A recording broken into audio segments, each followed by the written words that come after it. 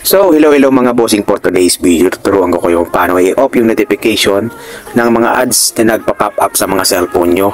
So, habang nag-cellphone tayo is pumapasok or agarang pumapasok yung mga ads, advertise or yung tinatawag na pop-up ads sa ating cellphone. Kagaya nito, may data tayo or may internet connection tayo, biglaan lang na pumapasok sa ating cellphone na hindi natin wala tayong permission. So akala lang natin is ganun lang, is basta-basta lang sila pumapasok. So ang iba kasi niyan is mga virus.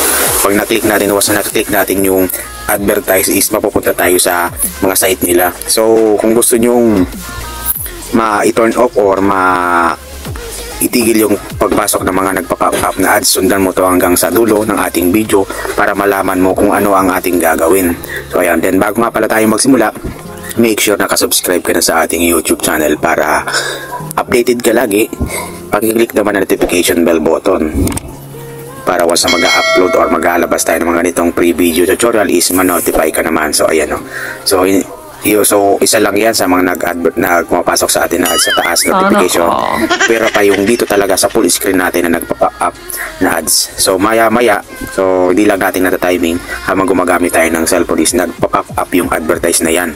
So ang unang-una yung gagawin is pupunta tayo sa settings ng ating mga cellphone. So ayan, punta tayo sa settings ng ating mga cellphone. Saan na ba yun? So ito, click lang natin yung settings. Ayan, i-click natin yung settings, and then hanapin natin yung network and internet. Ayan, click natin yan. Then dito mapupunta tayo, connected tayo sa ating wifi, and then hanapin mo yung advance. So ayan, kagaya nyan is may nag-pop up mismo na ads. So mainis na lang tayo, bigla ang pumapasok sila.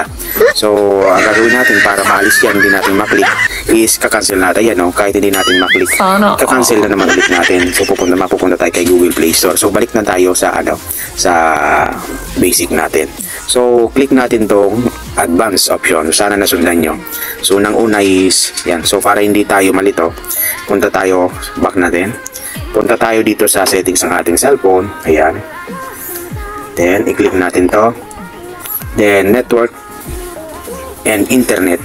So madali lang to, baka pumasok naman. So advanced, hanapin natin yung advanced. Ayan. So dito sa advanced is magsiset tayo ng private DNS. Ayan i-click natin. Ayan, so ano yung purpose itong private DNS? So para maging secure or hindi mapasukan ng mga nagpa-pop up na ads. Nabubulol tuloy ako mga bossing. Pop up na ads yung mga cellphone natin. Dito mismo kagaya kanina nang nakita nyo, habang gumagamit tayo ng cellphone is i-click natin tong private, ayan, DNS. So siset lang natin yung private DNS. So click natin, then ang ilalagay nyo lang is, so dahil may nakalagay na ako, ilalagay lang natin, ayan, demo ko sa inyo, dns.adguard.com. So pag na-type nyo na, i-click natin itong save. I-click lang natin yan, save yun. So antay tayo ng mga 15 seconds or mga 5 minutes. So wala nang papasok diyan na advertise.